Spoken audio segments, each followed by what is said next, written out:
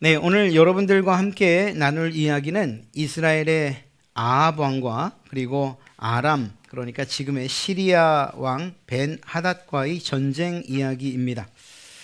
어, 우리가 이미 지난번 살펴봤던 왕들의 그 도표를 한 번 더 보여드리는 이유는 이 아람 왕이 언제 이스라엘과의 전쟁을 시작하였고 지금까지 쭉 이어지고 있는가 하는 것을 좀 보여드리기 위한 것입니다.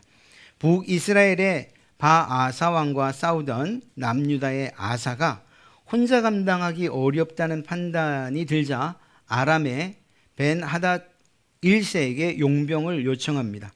그리고 그 이후로 북이스라엘과 아람 사이에는 계속해서 분쟁이 있게 됩니다. 그런 가운데 29장의 이야기가 시작되었고, 그런 점에서 볼 때 아합과 벤하닷 2세의 사이에서 일어난 일이 바로 오늘 29장의 이야기인 것입니다.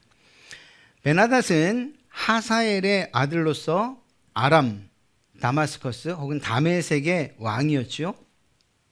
당시 아람에는 32명이나 되는 왕이 있었는데, 그런데 그 가운데에서 이 벤하닷이 가장 큰 세력을 가지고 있었습니다. 이들은 힘을 모아서 사마리아, 즉 북이스라엘을 쳐들어가죠. 그리고 그 성을 포위합니다. 제가 이렇게 정리를 좀 한 이유가 있어요. 저도 이 성경을 읽다 보면 이게 누가 한 말인지 막 헷갈릴 때가 많아요.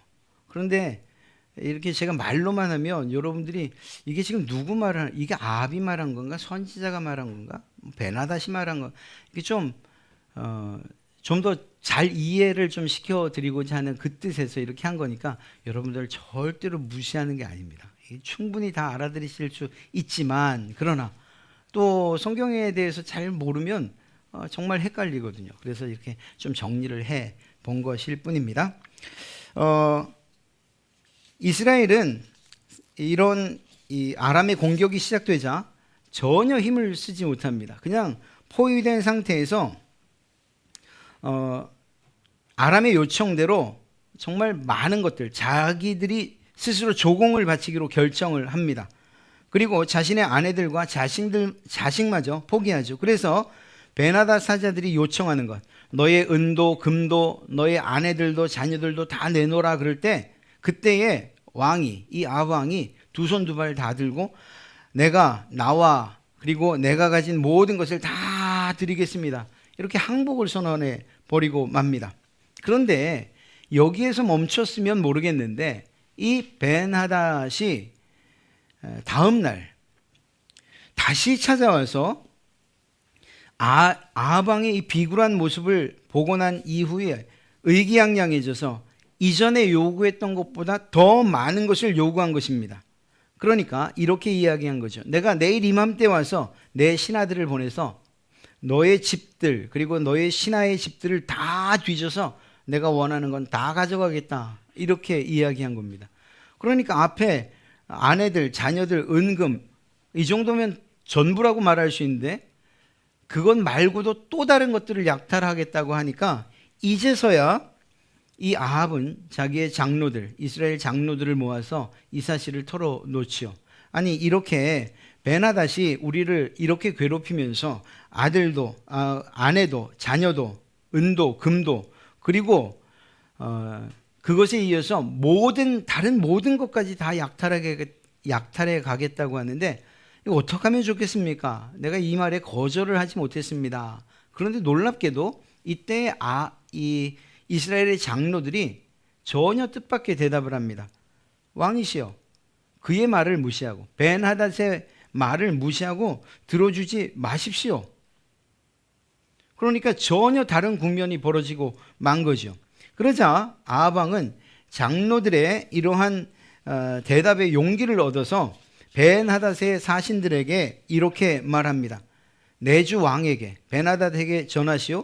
내가 처음에 말한 것은 들어줄 수 있는데 두 번째 이렇게까지 이야기하는 요청은 들어줄 수 없어. 이렇게 아주 당당하게 이야기를 하죠. 그런데 이것이 도전처럼 들렸을 것입니다.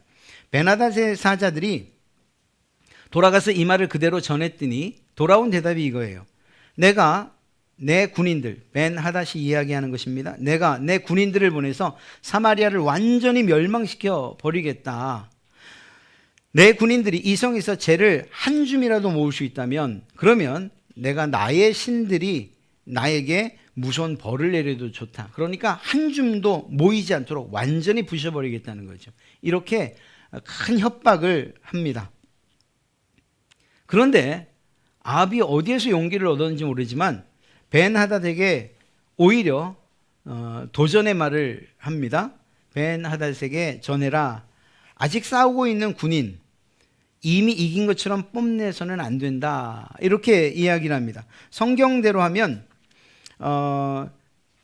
허리띠를 동이는 자가 허리띠를 푸는 자처럼 자랑하지 말아라 라고 기록되어 있는데, 그 말을 풀어 말하면 길고 짧은 것 대봐야 아는 것이니 어디 한번 싸워보자, 이런 이야기인 것이에요. 이렇게 해서 이 두 나라는 결국 싸우게 됩니다. 아합 왕의 이렇게 돌변한 태도에 아람 왕 벤 하닷이 지체 없이 사마리아 성을 공격하죠. 그런데 이 벤 하닷이 이스라엘을 너무 얕봤는지 아마 그랬을 겁니다. 정작 벤 하닷 자신은 전쟁에 참여하지 않고요, 막사에서 술을 마시면서 잔치를 벌였어요. 12절에 그러한 내용이 기록되어 있습니다. 그때에 한 선지자, 하나님께서 한 선지자를 통해서 아합에게 아람 군대를 넘겨줄 것이라고 말씀을 하신 거예요. 그러면서 무엇이라고 이야기하는가? 그 일을 통해서, 즉 이스라엘이 벤 하닷의 군대를 이기는 것을 통해서 내가 하나님인 줄 알게 하겠다, 여호와인 줄 알게 하겠다. 그러니까 이 싸움은 하나님이 싸우시는 거예요. 아합이 묻습니다. 그러면 누구를 통해서 저 아람 군대를 무찌르실 것입니까? 선지자가 대답을 하죠. 각 지역의 젊은 장관들의 젊은 장교들이 그들을 물리칠 것이다. 그러면 누가 그 군대를 지휘합니까? 아합, 당신 왕이 지휘하십시오. 이렇게 하나님께서 선지자들을 통해서 아합과 대화를 하신 것입니다. 이렇게 해서 실제로 아합이 직접 그들을 지휘했고 이스라엘 젊은 장교들이 앞장을 섭니다. 이스라엘 군대들은 그 뒤를 쫓아서 나가 싸우죠. 이때에 모인 인원이 그렇게 많지를 않아요. 232명의 젊은 장교들이 모이고 그리고 7,000명의 군사들이 이스라엘에 소집됩니다. 그러니까 7,232명밖에 되지 않아요. 그런데 그러한 작은 수로 아람 군대를 무찌른 것입니다. 이렇게 승리를 하고 벤 하닷은 쫓겨가게 되죠. 전쟁이 마무리됐을 때 선지자가 한마디를 합니다. 아람의 왕은 다음 해 봄에 반드시 다시 쳐들어올 겁니다. 그러니까 이제 이스라엘로 돌아가시면 강한 군대를 만들고 적을 막을 계획을 세워야 합니다 라고 이야기를 합니다. 이런 상황 가운데에서 다시 아람 진영에서는 다시 전투하고자 하는 그러한 전략 회의가 벌어지지 않겠습니까? 그때에 벤 하닷의 사자들이 뭐라고 하는가 하면, 그러니까 벤 하닷의 신하들이죠. 이스라엘의 신은 산의 신입니다. 산. 우리가 산에서 싸웠기 때문에 이스라엘이 이긴 겁니다. 그렇기 때문에 그들과 싸우려면 평지에서 싸워야 하고, 만약 그렇게 한다면 우리가 이길 겁니다. 이렇게 이야기함과 동시에 지난번에 32명의 왕들, 그들과 함께 싸웠는데 그들을 다 쫓아내시고 그 자리에 우리가 신임할 수 있는, 믿을 수 있는 지휘관들을 임명하시고, 그리고 또 싸움에 지쳐서 잃어버린 그 군대만큼 다시 군사들을 모아서 쳐들어갑시다. 말도 전차도 많이 모아서 힘을 갖춰서 쳐들어가면 우리는 그 평지에서 반드시 이길 것입니다. 이 말은 무슨 말입니까? 여호와는 산의 신이고 우리 신은 평지의 신이니까 그들의 홈그라운드가 아니라 우리가 원하는 곳, 우리가 이길 수 있는, 우리의 신이 힘을 발휘할 수 있는 평지에서 싸웁시다. 이렇게 고작 해낸 작전이 이것이었어요. 정말 이 작전이 귀에 쏙 들어왔을지 모르겠습니다. 신들의 싸움으로 그 당시에 이 근동 전투는 대부분 신들의 싸움으로 여겼거든요. 다윗과 블레셋과의 싸움에서도 법궤를 뺏어간 것, 그것은 자신들의 신이 하나님을 이겼다고 생각했기 때문에 그 법궤를 전리품으로 가져갔지 않습니까? 그것처럼 말입니다. 어찌되었거나 이렇게 자신들만의 패배에 대한 연구를 하고 그리고 나서는 다시 싸우려고 하지요. 다음 해가 돼서 아람 사람들이 실제로 아벡이라는 곳으로 올라가서 이스라엘과의 전쟁을 위하여 진을 칩니다. 성경은 이때의 각각의 진영을 이렇게 기록하고 있어요. 오늘 우리가 읽었던 내용인데요. 이스라엘 군사들을 표현하기를 두 무리의 적은 염소떼, 그리고 아람 군대는 온 땅을 가득 메웠다, 이렇게. 그러니까 전혀 싸움이 되지 않는, 승리를 기대할 수 없는 전력이었다는 사실을 성경이 이야기하고 있습니다. 그런데 이때에도 하나님께서는 선지자를 통해서 아합에게 이야기하십니다. 아람 백성은 나 여호와가 산의 신이지 평지의 신이 아니라고 말하고 있다. 그러므로 내가 이 큰 군대를 너에게 넘겨주어 싸움에서 이기게 하겠다. 하나님께서 승리를 보장해 주신 거예요. 그리고 역시 마찬가지로 첫 번째 말씀하신 것처럼 그러면 너희는 내가 여호와인 줄을 알게 될 것이다. 그러니까 모든 전쟁의 목적이 무엇인가? 그 전쟁을 통해서 내가 여호와인 줄, 내가 참 신인 줄 알게 될 것이다. 여러분, 이 말 어디서 많이 들어보지 않았습니까? 우리가 얼마 전에 갈멜산에서 싸울 때에 그 불이 내려져 제단과 제물을 태우는 이유가 무엇이었습니까? 엘리야가 요청했던 그 기도의 제목이 무엇이었어요? 이 일을 통해서 이 백성들이 하나님이 참 하나님이라는 것, 참 신이라는 것을 알게 해주십시오, 이것 아니었습니까? 똑같은 그러한 패턴인 것이에요. 이렇게 해서 실제로 전쟁을 하게 됩니다. 그런데 이때 하나님의 말씀대로 실제로 이번 전투에서, 두 번째 전투에서 아람 군대는 패배를 합니다. 몇 명이 죽었느냐? 10만 명이 전쟁터에서 죽었어요. 전장에서 죽었어요. 그런데 그렇게 패배를 한 군사들이 아벡에 있는 성으로 도망을 갑니다. 그런데 여기선 더 놀라운 일이 벌어져요. 멀쩡했던 성벽이 무너져서 오늘 말씀을 보니까 2만 7천 명이나 되는 군사가 비전투 상황에서 죽게 된 거예요. 이건 하나님께서 하신 일이라고 봐야죠. 그렇습니다. 완전히 패배한 것입니다. 바꿔 말하면 아합이 완전히 승리한 것이죠. 그렇게 쫓겨간 베나닷은 어느 골방에 숨습니다. 그리고 그의 신하들은 베나닷의 목숨을 구걸하기 위해서 이런 전략을 짭니다. 베나닷의 사자들이 왕에게 말하죠. 이스라엘의 왕들은 자비롭다고 들었습니다. 저희가 베옷을 입고 우리의 슬픔을 나타내고 머리에 줄을 매고 그리고 항복의 표시를 하면 어떨까요? 그리고 나서 이스라엘 왕에게 가서 빌면 우리를 살려줄지도 모르겠습니다. 그리고 이 작전대로 그대로 아합 왕을 찾아갑니다. 그리고 말하죠. 왕의 종 베나닷이 제발 목숨만 살려달라고 말합니다. 목숨을 구걸하는 거예요. 그런데 이때 아합이 이렇게 대답합니다. 그가 아직 살아있느냐? 내가 반드시 너를 죽이리. 이럴 줄 알았는데 전혀 상상치 못한 대답을 합니다. 그가 아직 살아있느냐? 그는 내 형제다. 아니, 이게 말이 됩니까? 지금까지 피 튀기게 싸웠는데 이제 와서 그 적장을 향해서 내 형제다.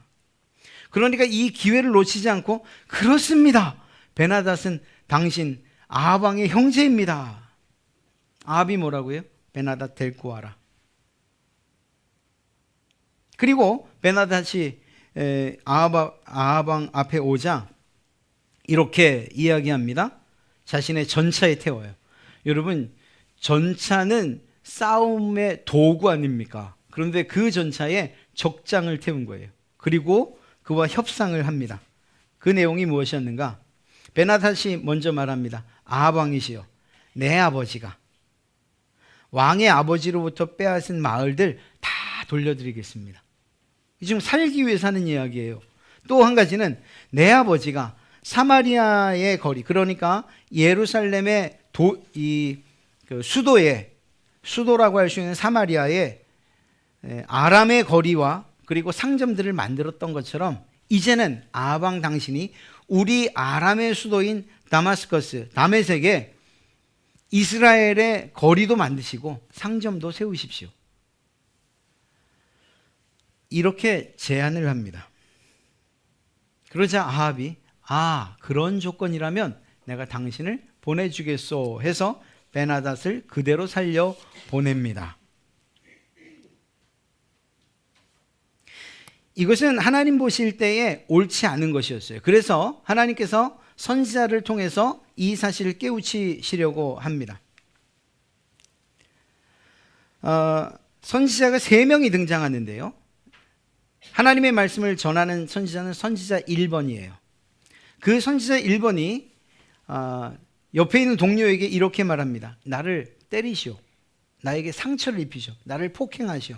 왜냐하면 하나님께서 말씀하셨기 때문입니다. 하나님의 명령이니까 나를 때리시오. 이렇게 얘기한 거예요.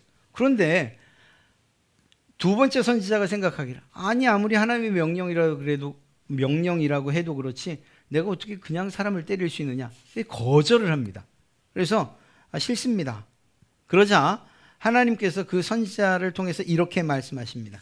당신은 하나님의 명령에 복종하지 않았습니다. 그렇기 때문에 당신이 내게서 떠나는 순간 사자가 당신을 죽일 것입니다. 그리고 실제로 두 번째 선지자가 사자에 물려 죽습니다. 정말 엄청 두려운 일이죠. 첫 번째 선지자가 다시 또 다른 동료에게 이야기합니다. 나를 때리시오. 하나님의 명령입니다. 이거 안 들을 수 있습니까? 또 사자에 물려 죽을지 모르는데. 그러니까 진짜로 때렸어요. 그렇게 상처를 입은 채로 자기의 얼굴을 가려서 수건으로 얼굴을 가려서 변장 아닌 변장을 하고서 아합 왕을 기다립니다. 이 선지자가 자기 뜻대로 한 게 아니죠. 하나님께서 지금 하라고 하시는 대로 하고 있는 것입니다. 그렇게 기다리다가 마침내 왕을 만나게 됩니다. 그 왕을 불러 세워서 하는 이야기가 이런 이야기예요. 지금 자신은 선지자로서 쓴 게 아니고 나름 변장을 해서 전혀 다른 사람처럼 써서 이야기를 꾸며낸 거예요. 나는 전쟁터에 나갔던 사람입니다. 그런데 우리 편 군인 가운데 한 사람이 적군 1명, 포로를 1명 잡아오더니 저에게 이런 요청을 했습니다. 이렇게 말했습니다. 이 사람을 지키십시오. 만약 이 사람이 도망치면 당신이 죽게 될 것입니다. 만약 죽지 않으려면 은 1달란트를 내야 됩니다. 그래서 약속을 하고서 포로를 지킨 거예요. 그런데 내가 딴짓을 잠시 하는 동안 다른 일로 바쁜 사이에 그 포로가 도망치고 말았습니다. 지금 이 선지자 1번이 하는 이야기는 만들어낸 이야기예요. 지어낸 이야기예요. 마치 다윗 앞에 섰던 나단이 부자가 가난한 사람이 양을 빼앗아 갔던 이야기를 꾸며서 이야기했던 것처럼 이렇게 말하자 아합 왕이 무엇이라고 말하는가? 너가 스스로 정한 벌이니까 너는 그 벌을 받아라. 죽든지 아니면 은 1달란트를 내놓든지 해라. 이것이 판결이었어요. 그러자 수건을 벗자마자 그가 선지자인 것을 아합이 알아채지요. 그런 상황에서 하나님의 말씀을 그대로 전합니다. 하나님께서 말씀하셨습니다. 너는 나 하나님이 죽이라고 한 사람을 살려주었다. 그렇기 때문에 그 대신에 너 아합이 죽을 것이고 너의 백성 대신에 그의 백성 그러니까 아람 백성 대신에 너의 백성 이스라엘이 죽을 것이다. 사람 1명 살려줬다가 자기와 자기의 백성들이 모두 죽게 되는 이러한 예언을 듣게 된 거예요. 이 내용이 오늘 29장의 전체 이야기예요. 너무나도 긴 이야기를 짧은 시간에 이야기하려니까 쉽지 않긴 합니다. 꺼주셔도 돼요. 만약 그냥 이것도 저것도 말을 써놓은 것도 읽고 또 듣기도 했는데 모르겠다 싶으시면 지금 제가 하는 이야기 한 두어 줄만 기억하십시오. 하나님께서 이스라엘의 아합을 도와서 아람 왕 벤 하닷을 이기게 하셨어요. 그것도 2번씩이나. 그런데 이 아합이 적군의 왕을 친구처럼 대하고 살려보내준 거예요. 하나님께서는 이 일을 결코 기뻐하지 않으셨고 아합이 죄를 지은 것으로서 그 죄값을 치르겠다고 말씀하신 거예요. 이렇게만 기억하시면 돼요. 그런데 여러분도 아마 저와 같은 생각이셨을 텐데 오늘 말씀을 읽으면서 가장 이해할 수 없는 내용이 한 가지 있어요. 한 가지. 그게 뭔가 하면 아합이 어떤 사람입니까? 아합은 하나님을 대적했던 사람이에요. 자기 아내 이세벨과 함께 하나님과 싸웠던 사람이에요. 하나님을 섬기는 것을 의도적으로 거부했고 아내를 따라 바알과 아세라를 섬겼던 사람이에요. 아주 나쁜 왕이었어요. 하나님의 선지자들을 잡아 죽이려고 그렇게 혈안이 되어 있던 왕이에요. 회개의 기회가 있었는데 그것조차도 스스로 박차고 하나님의 반대편에 섰던 그런 나쁜 왕이에요. 그런데 이 아합을 위해서 하나님이 싸우신 거예요. 이게 정말 이상하지 않습니까? 악한 아합을 위해서 하나님이 싸우신 거예요. 바알과 아세라라는 거짓신 그리고 그것을 섬기는 이세벨을 심판하기 위해서라도 하나님은 이 아합을 도우셔서는 안 되지요. 오히려 이것이 기회가 돼서 이 베나닷이 하나님의 심판을 대신해서 아합을 무찔렀어야죠. 그런데 이것이 역전돼서 아합이 베나닷을 이겨요. 그리고 이 이기는 과정에서 2번씩이나 그리고 놀라운 기적까지 포함해서 하나님이 도와주셔요. 악한 사람을 하나님이 도우신 거예요. 이게 이해가 되지 않는 거죠. 물론 제가 이해한다고 해서 또 혹은 이해하지 못한다고 해서 하나님의 뜻이 달라질 수도 없고 또 하나님이 틀렸다고 말할 수도 없습니다. 왜냐하면 저의 뜻과 상관없는 하나님의 정답이 있기 때문입니다. 사실 아람과의 이 전쟁에서 거둔 승리는 하나님의 은혜였어요. 그냥 선물이었어요. 아합이 무엇을 잘한 보상이 아니고 그냥 주어진 선물이었어요. 동시에 아합에게 베푸신 마지막 기회였어요. 이것을 어떻게 할 수 있느냐?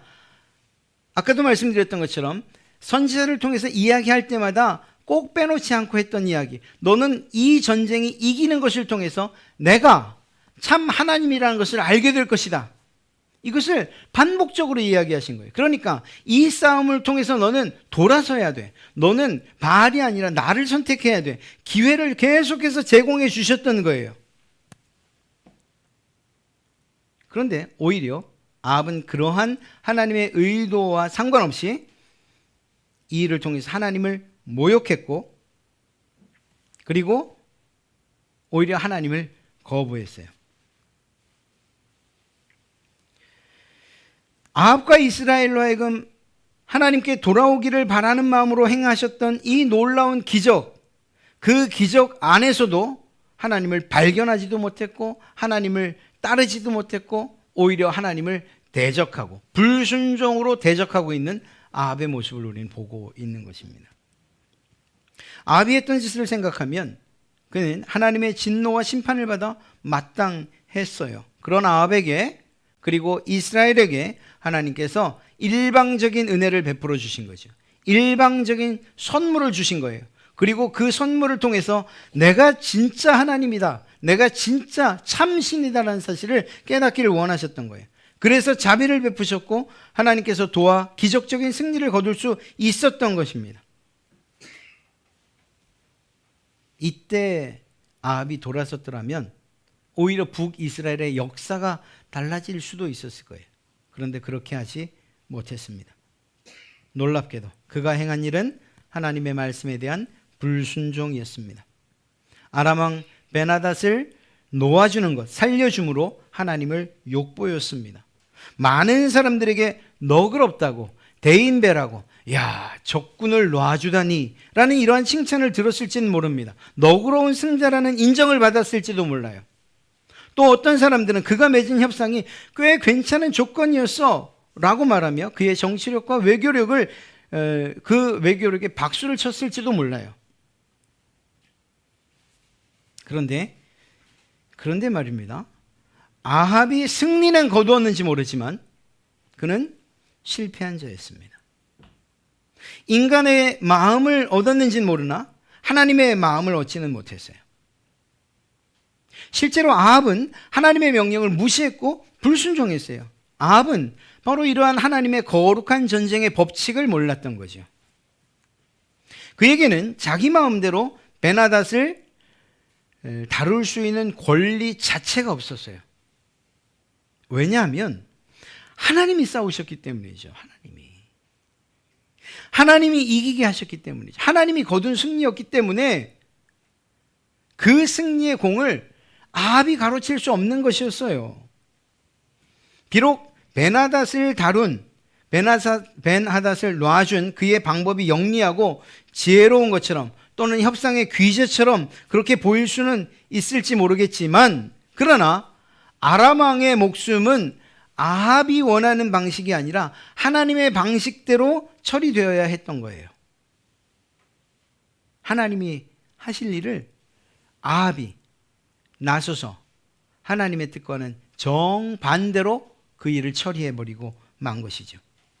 아합은 최소한 이 문제에 대해서만큼은 하나님의 선지자에게 조언을 구해야 했습니다. 그런 점에서 아합은 승리한 실패자입니다.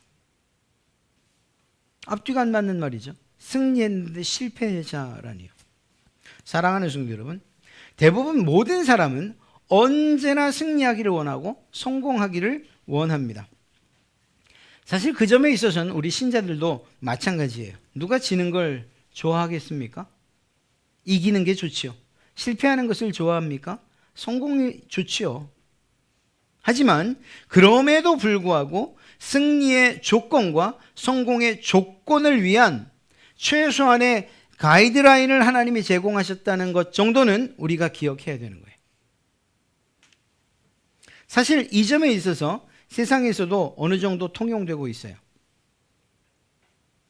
이번 월드컵 정말 기술력이 대단하죠? 옵사이드를 그렇게 잡아낼 줄은 몰랐어요. 야, 저거는 온사이드야. 웬걸요? 팔 하나가 더 나가 있는 그림이 나오네요. 그냥 정확하게 잡아내는 거예요. 그리고 골은 무효가 돼요. 뭐지요? 규칙이 있는 거예요. 규칙이. 가령 마라톤을 한다고 치면 마라토너는 자신이 뛰어야 하는 그 코스를 벗어나서는 안 된다는 최소한의 규정을 알고 있어야 합니다. 그러니까 마라톤에는 지름길이 없어요. 또한 다른 기구들, 예를 들어서 자전거나 오토바이나 또 자동차 등을 이용할 수 없어요. 오로지 자기의 힘으로만 달려야 되죠. 선수들의 에너지 보충을 위해서 출발 지점마다 5km, 10km, 15km, 매 5km마다 음식물 공급소를 설치해 놨어요. 그렇게 기력을 회복하게 해놨죠. 물도 마찬가지고요. 그런데 만약 주최 측이 지정해 놓은 장소 외에서 음식물을 먹으면 실격. 또 경기 도중에 누군가 다른 사람, 임원이든지 아니면 아는 사람이든지 아니면 모르는 사람이든지 간에 물을 뿌려줬다? 그가 애처로워서 물을 뿌려줬다? 다른 사람의 도움을 받은 것으로 간주해서 역시 실격. 이것은 마라톤을 하는 사람이 알아야 할 최소한의 기본적인 규정이고 가이드라인이에요. 이러한 규정을 성실히 지킨 상태에서 골인 라인을 통과할 때 순위와 상관없이 완주의 기쁨을 누릴 수 있는 것입니다. 이런 규정을 어긴 채 가장 먼저 테이프를 끊었다고 해도 그는 승리의 면류관이 아니라 오히려 반칙에 대한 대가로 실격을 당하게 될 거예요. 사랑하는 성도 여러분, 골인 지점에 먼저 도착했다는 것, 그것만이 승리 또는 성공이 아니라는 것입니다. 사도 바울은 이러한 일에 대해서 정말로 잘 설명해 주고 있어요. 우리 신자들을 경기에 임하는 사람들로 비유한 것이죠. 고린도전서 9장 24절부터 27절 세번역 성경으로 읽어 드릴게요. 경기장에서 경주자들이 다 달려가지만